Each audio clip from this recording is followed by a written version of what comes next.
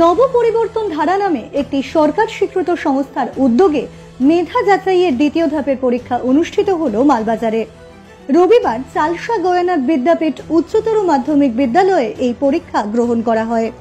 মালবাজার ব্লকের বিভিন্ন প্রান্তের প্রথম থেকে দশম শ্রেণী পর্যন্ত প্রায় 450 জন ছাত্রছাত্রী আজকের এই মেধাভিত্তিক পরীক্ষায় অংশগ্রহণ করে। পরীক্ষা বেলা 12টায় শুরু হয়ে দুপুর 2টোয় শেষ হয়।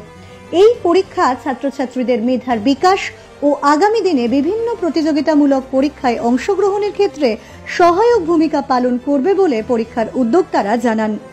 এ বিষয়ে সংস্থার সহকারী সম্পাদক দেবকুমার ঘোষ জানান, ছাত্রছাত্রীদের মধ্যে পরীক্ষা সংক্রান্ত ভীতি দূর করা ও তাদের মানসিক বিকাশ ঘটানোই আমাদের সংস্থার মূল লক্ষ্য। বিগত 15 বছর ধরে আমাদের সংস্থা সারা পশ্চিমবঙ্গে এই ধরনের পরীক্ষার আয়োজন করে আসছে।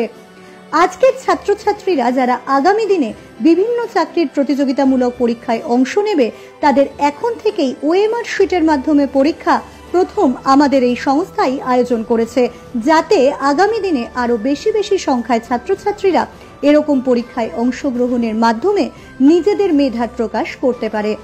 সংস্থার জলপাইগুড়ি জেলা আহ্বায়ক গণেশ চন্দ্র রায় জানান, আজ ওয়েস্ট বেঙ্গল ট্যালেন্ট সার্চ 2023 পরীক্ষা অনুষ্ঠিত হলো। মালবাজার ব্লকের বিভিন্ন বিদ্যালয়ের প্রায় 450 জন ছাত্রছাত্রী এসেছেন। আগামী দিনে আরো অন্যান্য বিষয়ের ওপর এরকম পরীক্ষা অনুষ্ঠিত হবে। আজকের এই পরীক্ষাটি আয়োজনের ক্ষেত্রে যারা বিভিন্নভাবে সহযোগিতা করেছেন তাদের ধন্যবাদ জানাই।